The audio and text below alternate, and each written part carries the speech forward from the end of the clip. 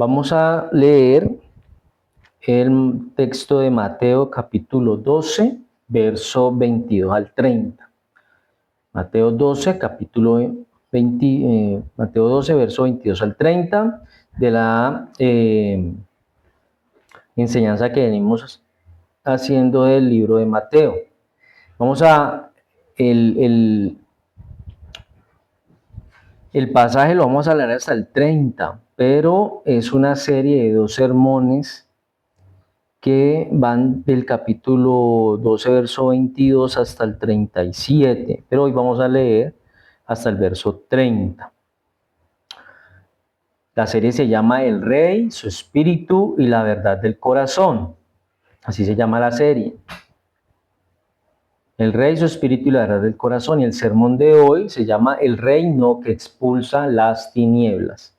El reino que expulsa las tinieblas. Y el pasaje de Mateo 12, 22 al 30 dice: Entonces fue traído a él un endemoniado, ciego y mudo, y le sanó. De tal manera que el ciego y mudo veía y hablaba, y toda la gente estaba atónita y decía: ¿será este aquel hijo de David? Mas los fariseos al oírlo decían: este no echa fuera a los demonios, sino por Belcebú, príncipe de los demonios. Sabiendo Jesús los pensamientos de ellos, les dijo: todo reino dividido contra sí mismo es asolado, y toda ciudad o casa dividida contra sí misma no permanecerá.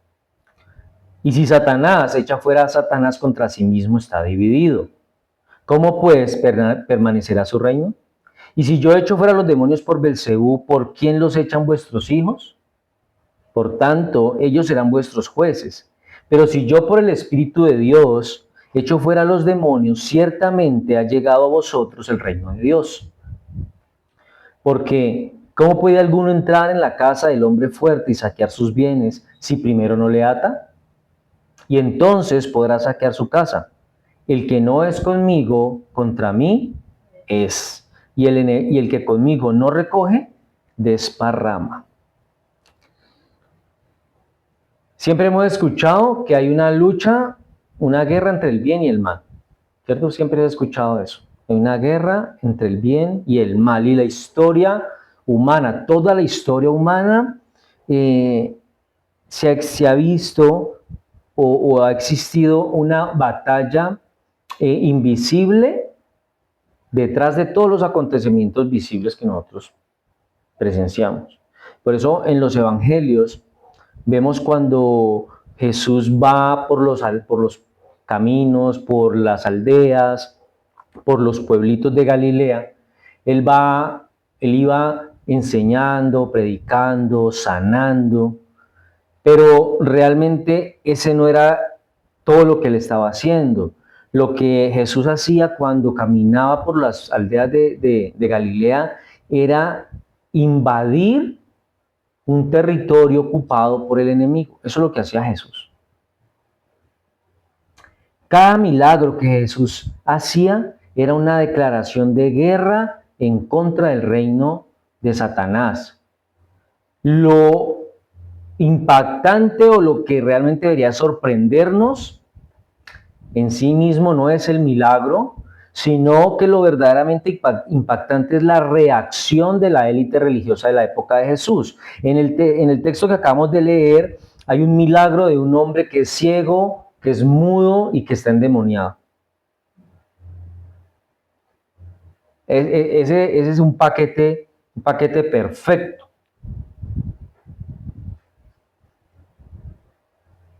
Ellos veían a un hombre que estaba endemoniado, que era ciego, que era mudo. Ven la evidencia del poder de Dios cuando Jesús lo sana y cuando Jesús lo libera. Pero en lugar de glorificar a Dios por esto, ¿qué hacen los religiosos? ¿Qué hacen los fariseos? Acusaron a Cristo de trabajar con Satanás, de ser un aliado de Satanás. Y esto lo que revela es una de las realidades espirituales más alarmantes de la época de Jesús, pero que todavía hoy vemos. Y esa realidad es que el corazón humano puede endurecerse tanto que puede llegar a llamar como obra del diablo a la obra del Espíritu de Dios. Puede quitarle el crédito a la obra de Dios y dársela al terapeuta, dársela al chamán, dársela a la medicina natural, dársela al universo. Eso es lo que sucede hoy día. En la época de Jesús, los fariseos le estaban dando la obra de Dios al diablo. Por eso este pasaje responde unas preguntas que son cruciales, y una es: ¿cómo actúa el reino de Dios en el mundo? ¿Por qué los líderes religiosos de la época de Jesús rechazaron a Jesús? ¿Y qué revela nuestra reacción ante Jesús sobre nuestro corazón? Y otra pregunta es: ¿existe realmente una batalla entre dos reinos? Hay gente que dice que no, que porque el infierno es aquí, es ahora, porque es lo que nosotros hagamos bueno o malo y ya. Pero el episodio que acabamos de leer ocurre, como ya lo hemos hablado, en una creciente oposición a Jesús, ¿cierto? Una oposición que crecía a cada momento. En los capítulos que hemos leído, en los versículos anteriores, veíamos cómo criticaron a Jesús por sanar a una persona en día sábado. Veíamos cómo ellos conspiraban para matar a Jesús. Veíamos cómo ellos acusaban a los discípulos de Jesús. Y todo esto era porque los fariseos eran considerados los guardianes de la ortodoxa judía. Ellos eran los que tenían la autoridad de interpretar la ley. Ellos eran los religiosos, tenían un reconocimiento por eso, eran supremamente respetados, eran los guardianes de la ortodoxia judía. Sin embargo, la teología de ellos estaba corrompida, estaba dañada. ¿Por qué? Por el orgullo y por el legalismo. Por eso Juan Calvino dijo que la mente humana es una fábrica perpetua de ídolos. Ellos se sentían tan seguros en lo que hacían que cuando Jesús empezó su ministerio se vieron amenazados por lo que Jesús hacía. Ellos pensaban que Jesús les iba a hacer el cajón. Ellos iban a perder su autoridad, iban a perder su influencia, iban a perder el respeto que tenían del pueblo. Porque los fariseos no rechazaron a Jesús por falta de evidencia. Ellos veían los milagros que él hacía. Ellos veían la autoridad con la que hablaba. Ellos sabían que Cristo sabía de lo que hablaba. Ellos no lo rechazaron porque no vieran que él hiciera lo que decía. Es decir, si él enseñaba, pero no practicaba lo que enseñaba, o hablaba de milagros y no ejecutaba los milagros, podía haber una falta de evidencia, pero nunca existió falta de evidencia. Ellos vieron todo. Ellos lo rechazaron es porque Cristo amenazaba su autoridad religiosa. El primer punto es la manifestación visible del poder del reino. Versos 22 y 23 dice que entonces fue traído a él un endemoniado ciego y mudo y le sanó, de tal manera que el ciego y mudo veía y hablaba, y toda la gente estaba atónita y decía: ¿será este aquel hijo de David? Entonces, el milagro. Aquí vemos un milagro muy espectacular, ¿no? Maravilloso, algo grandioso. Un hombre que lo describe el pasaje como endemoniado, ciego, mudo. Y aquí Jesús tiene una oportunidad más para demostrar el poder que tenía y la autoridad que tenía completa sobre los demonios. Él echa fuera poderes demoníacos que, de acuerdo a las tradiciones de esa época, era prácticamente imposible hacer. Y la condición de esta persona, esa condición de ciego, de mudo, endemoniado, refleja la devastación total del pecado y de la caída en el ser humano. Literalmente ese hombre pues era ciego, era mudo y estaba endemoniado. Hoy las personas están ciegas y mudas ante la verdad, ¿cierto? No ven la verdad, prefieren ver otras cosas, no dicen la verdad y están endemoniados. Porque viven una vida que agrada más al demonio que a Dios. Ahora, Cristo sanó a este hombre totalmente, le dio otra vez la capacidad de ver, de hablar, lo liberó, Y eso cumple la profecía mesiánica del libro de Isaías en el capítulo 35, del 5 al 6, donde dice que entonces los ojos de los ciegos serán abiertos y los oídos de los sordos se abrirán, entonces el cojo saltará como un ciervo y cantará la lengua del mudo, porque aguas serán cavadas en el desierto y torrentes en la soledad. Entonces los milagros de Jesús no solamente eran maravillosos, pero no era un espectáculo, no era algo para él llamar la atención. Los milagros de Jesús eran señales del reino mesiánico. Era el cumplimiento de las profecías del Antiguo Testamento, como dijo Martín Lutero. Los milagros de Cristo son sermones visibles del Evangelio. ¿Cuál fue la reacción de la multitud cuando ven este milagro? Ellos dicen, ¿será este el hijo de David? ¿Qué significa eso? Esa es una expresión mesiánica. El hijo de David era el título que se le había dado al rey prometido, al Mesías que había de venir. Por eso la gente preguntaba, ¿será este aquel, el hijo de David? Y por eso los fariseos, cuando escuchaban a la gente preguntarse eso, se enojan, ¿no? La multitud empezó a reconocer lo que los líderes religiosos se negaban a aceptar. Y vamos al segundo punto, la perversión del corazón religioso, verso 24. Mas los fariseos al oírlo decían, este no echa fuera a los demonios, sino por Belcebú, príncipe de los demonios. Esa es la respuesta de los religiosos, de los fariseos, cuando escuchaban a las personas preguntarse si no sería este aquel hijo de David, ese rey prometido, ese Mesías que había de llegar. La multitud estaba respondiendo, estaba reaccionando con una expectación mesiánica. Ellos decían, este tiene que ser el hijo de David, este tiene que ser el rey que nos había prometido. Pero los líderes religiosos reaccionaron atribuyendo ese poder de Jesús al diablo. Porque Belcebú era el nombre que se usaba para Satanás. Entonces esa era una acusación supremamente escandalosa. Atribuir la obra del Espíritu de Dios al poder del diablo, eso era fuerte. Hoy todavía lo es. Pero la gente hoy lo dice de una manera que no se escucha feo. Porque hoy le atribuyen las cosas buenas de Dios a otra cosa totalmente diferente que no es Dios. Hoy muchos prefieren decir es la vida, la naturaleza, el universo, y pareciera que les pesara, se les dificultara reconocer que eso es obra de Dios.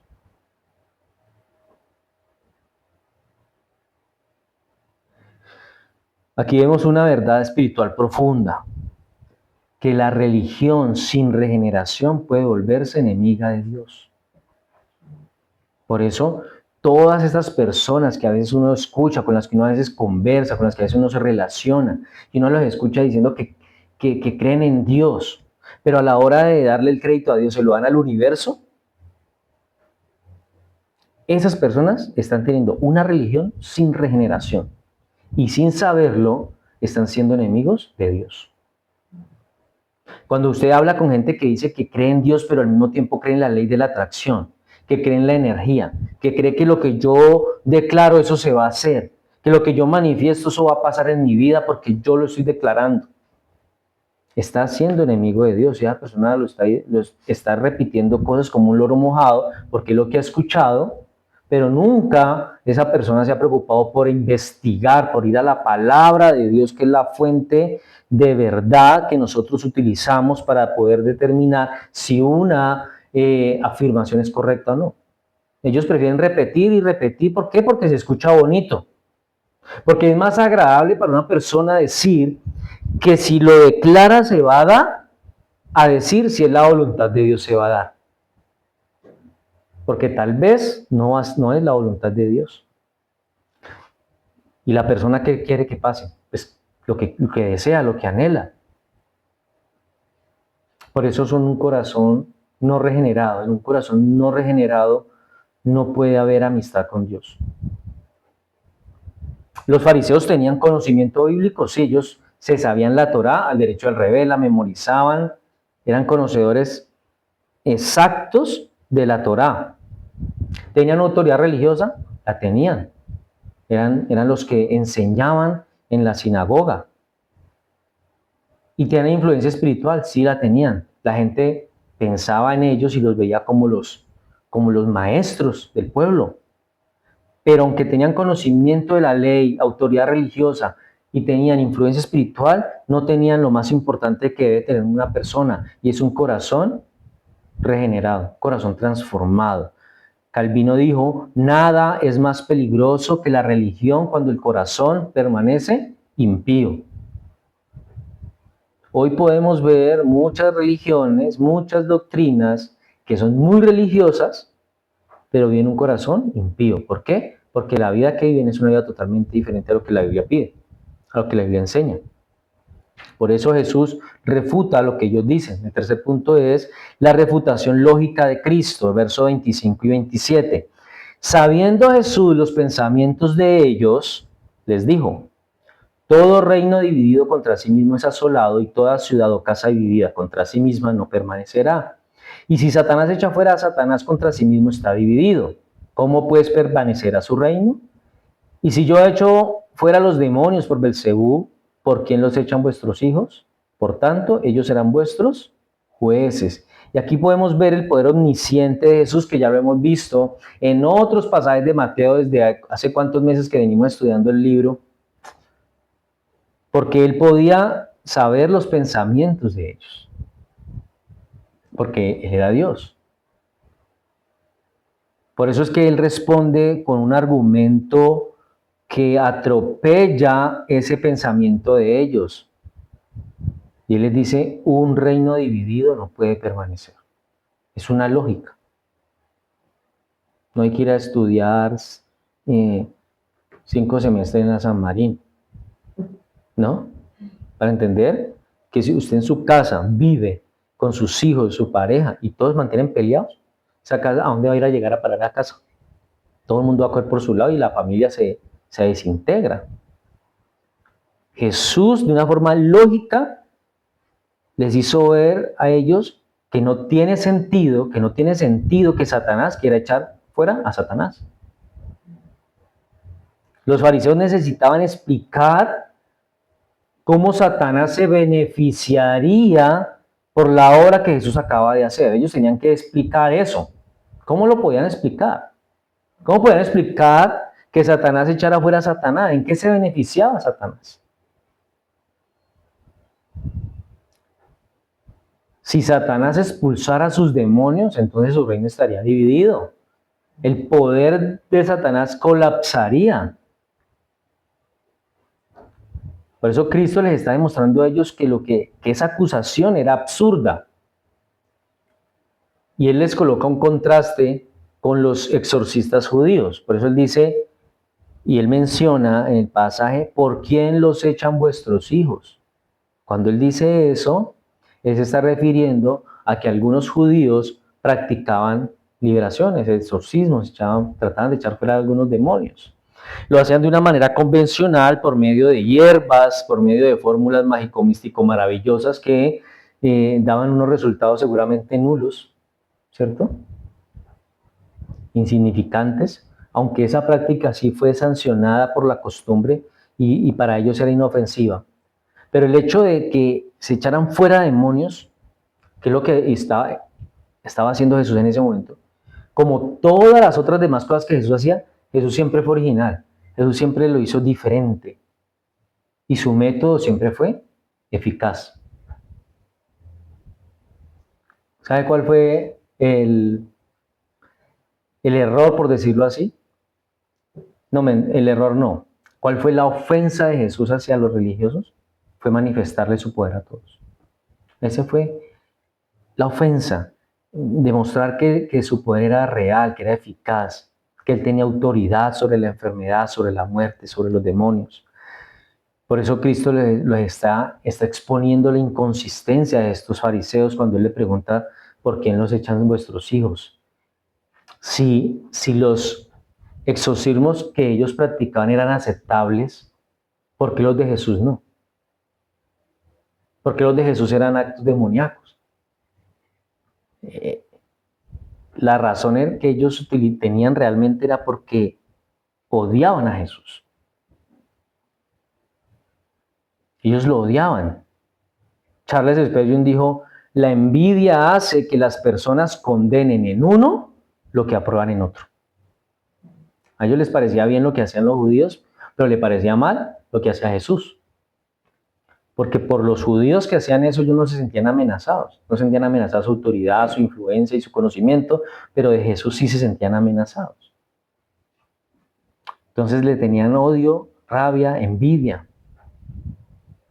Punto 4. La señal definitiva del reino de Dios.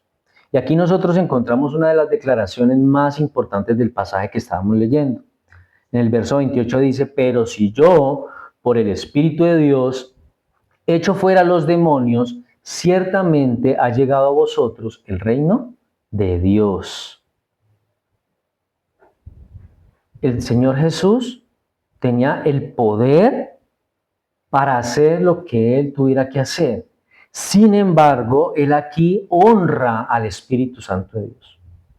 Cuando Él dice, pero si yo por el Espíritu de Dios echo fuera los demonios. Él está honrando al Espíritu Santo, está diciendo que Él está orando por medio del poder del Espíritu Santo y por eso lo deja claro allí en su expresión. Pero si yo por el Espíritu de Dios echo fuera los demonios. Seguramente también algunos dicen que por el poder del Espíritu de Dios es que Él también conocía los pensamientos de ellos. Él está honrando al Espíritu de Dios en este momento. Jesús estaba afirmando que el reino de Dios ya había irrumpido, que había entrado a la historia humana. Cuando dice, ciertamente ha llegado a vosotros el reino de Dios. El poder del Espíritu Santo entonces revela que el reinado de Dios había comenzado ya en la persona de Cristo. Por eso él dice, si yo echo demonios por el poder del Espíritu Santo, es porque el reino de Dios ya ha llegado, ya está aquí. Y comienza, ¿en quién? En la persona de Cristo. Y eso lo conocemos en nuestra doctrina reformada como la tensión entre el ya y el todavía no, del reino. ¿Qué quiere decir esto? El reino de Cristo ya llegó, pero todavía no se ha consumado. Se consumará plenamente en su segunda venida. Ahí se va a consumar. Pero el reino del Señor ya llegó, ya está aquí. Eso es lo que él le estaba diciendo a ellos. Punto 5. La victoria del más fuerte, el verso 29. Porque ¿cómo puede alguno entrar en la casa del hombre fuerte y saquear sus bienes si primero no le ata? Y entonces podrá saquear su casa. Aquí Jesús está usando una ilustración. Un hombre fuerte guarda su casa, la cuida. Pero si alguien quiere entrar a robar, tiene que ser más fuerte que el hombre fuerte. Porque lo tiene que atar primero para poder robar todo lo que tiene en su casa. Aquí el hombre fuerte, ¿quién es? El hombre fuerte es el diablo. Y el hombre que lo ata es el más fuerte, ese es Cristo. Dice que ¿cómo puede entrar en la casa del hombre fuerte y saquear sus bienes si primero no le ata? Y entonces podrá saquear su casa. Esta es una analogía que Jesús utiliza para explicar la autoridad que él tiene para atar al poder de Satanás. Jesús es más fuerte que el hombre fuerte, ¿cierto? Entonces, al hacerlo, Jesús está presentando un principio que es valioso al reconocer, o no al reconocer, sino más bien al decir que nosotros, porque este es un principio que muchas personas en muchas iglesias han malinterpretado. Un uso que lo han utilizado para guerra espiritual. Que nosotros podemos atar al hombre fuerte. Nosotros no podemos atar a ninguno. Es Cristo el que ha derrotado al diablo. Es el Cristo el que ha entrado al territorio dominado por el enemigo. Esto es una respuesta de Jesús a los fariseos, ¿no? Él no está dándonos a nosotros técnicas de guerra espiritual. Nosotros no podemos ir por ahí atando y demonios ni eso, no, nosotros no tenemos esa autoridad y ese poder. Aquí lo que está diciendo Jesús es que Él era el hombre fuerte, más fuerte que el hombre fuerte.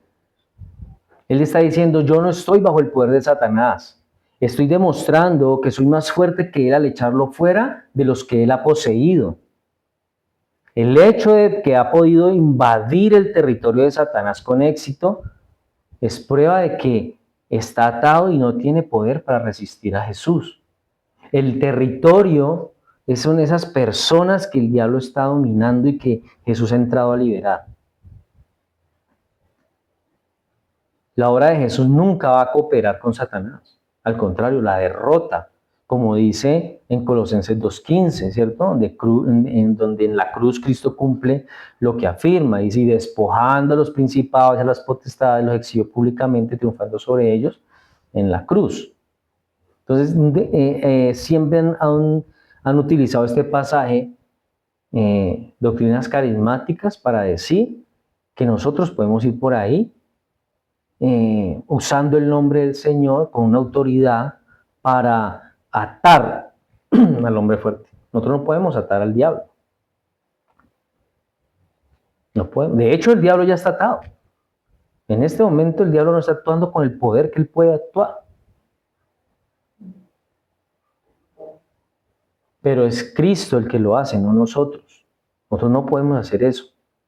Por eso hay mucho cristiano por ahí que va andando calle arriba, calle abajo, atando y desatando todo. Y eso no es bíblico. Punto 6. La imposibilidad de la neutralidad espiritual. Verso 30. El que no es conmigo, contra mí es. Y el que conmigo no recoge, desparrama. Aquí Cristo entonces está terminando la refutación que le hace a ellos con una declaración que es radical. No existe neutralidad delante del Señor Jesús. Por eso Él está diciendo, el que no es conmigo, contra mí es. Él está eliminando esas ilusiones sobre cualquier respuesta neutral a la obra que Él hace, o sea, su persona. Si uno no es con Él, entonces está contra Él. Si no estamos con Él, estamos contra Él.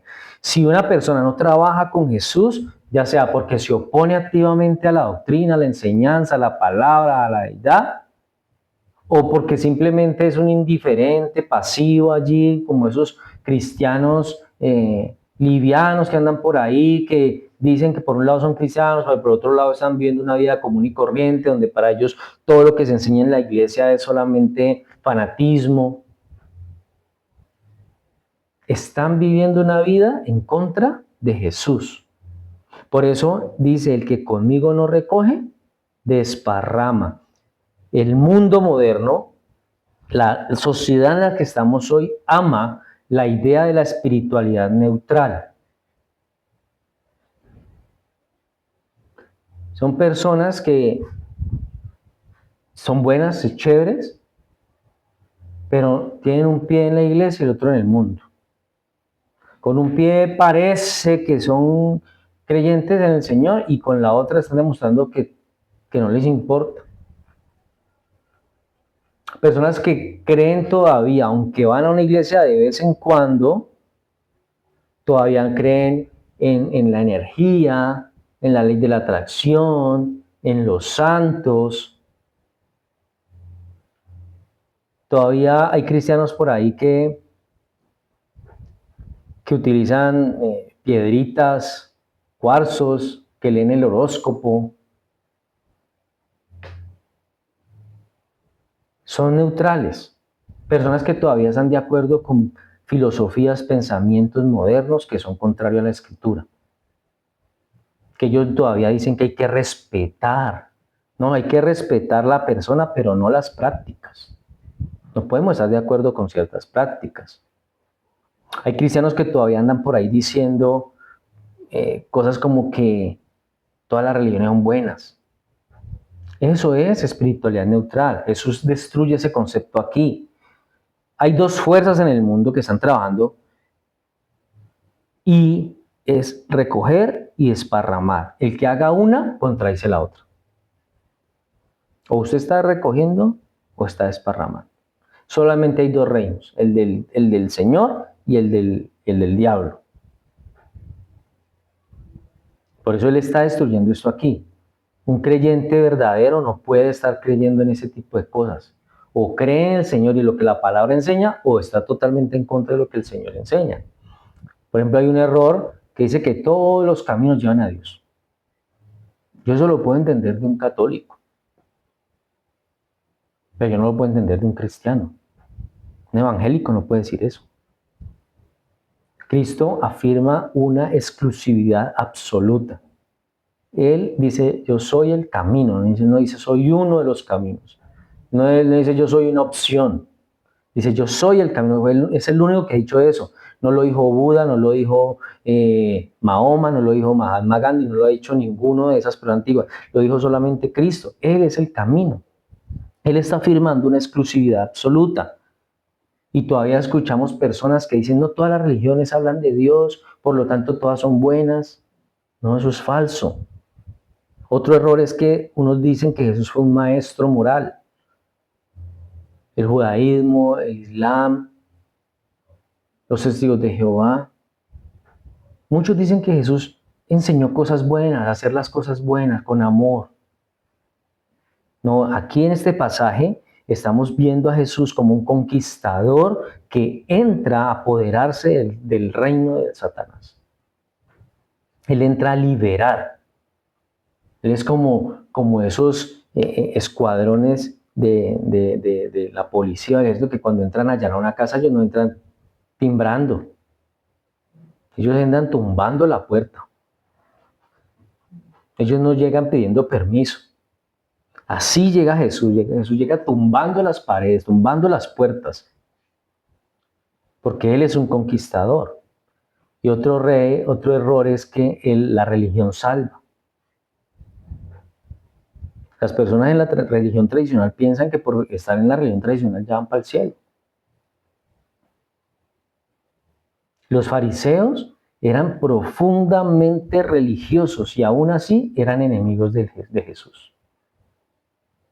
Eran religiosos totalmente, pero eran enemigos del Mesías.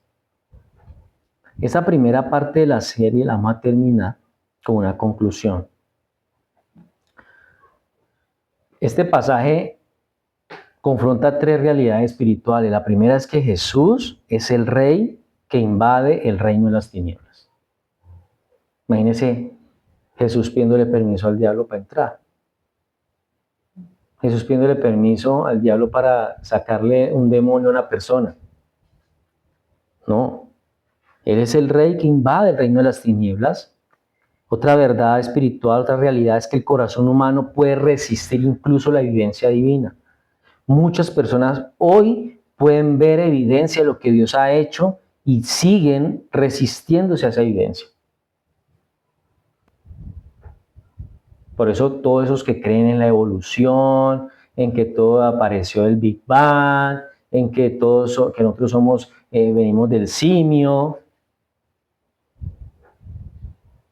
están resistiéndose a la evidencia divina de que Dios es el que creó todo. Y la última es que nadie puede permanecer neutral frente a Cristo. Nadie puede. Las personas pueden inventar los argumentos que se quieran inventar, las metodologías, los programas y todos los pensamientos y filosofías que se quieran inventar para parecer que están neutral en una posición ante el Señor, pero nadie puede estar neutral frente al Señor. Estamos con o en contra, pero no hay nadie que esté en el medio. Nadie puede quedar en el medio. Cree que está en el medio, pero realmente está en contra. Por eso dice que todo el que se hace amigo del mundo se constituye enemigo de Dios. En la Biblia en ninguna parte leemos un pasaje donde diga, y a los indecisos les vamos a dar una oportunidad. No, usted se decide hoy o no se decide nunca. Por eso una pregunta inevitable es: ¿de qué lado del reino estás? Muchos cristianos que hoy todavía no han determinado de qué lado del reino están. Los fariseos vieron los milagros. Los fariseos escucharon una palabra sabia de parte del Señor Jesús, pero aún así ellos endurecieron su corazón. Conspiraron para matarlo y lo lograron. La multitud también vio los milagros, la multitud también escuchó la palabra de Jesús, pero se preguntaban si Jesús era el Mesías, si aquel era el hijo de David, se lo preguntaban.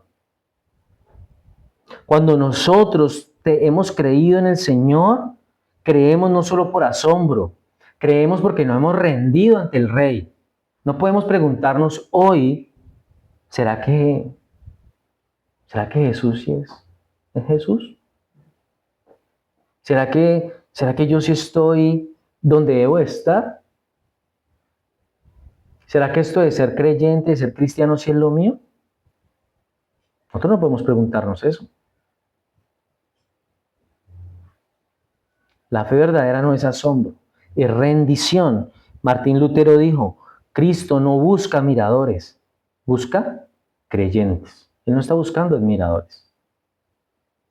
Él busca personas que crean en Él, que le obedezcan, que se rindan delante de Él. Por eso el mismo Cristo que liberó a ese hombre mudo, ciego y endemoniado, que lo sacó de la oscuridad donde estaba, hoy todavía está disponible para liberar pecadores. Pero rechazarlo continuamente puede llevar a un endurecimiento espiritual terrible. Esas personas que rechazan y rechazan y rechazan y rechazan continuamente el Evangelio, llegan a un endurecimiento espiritual terrible que ninguna de las cosas malas que hacen les genera ningún remordimiento, ningún dolor, porque ya están endurecidos. ¿Amén?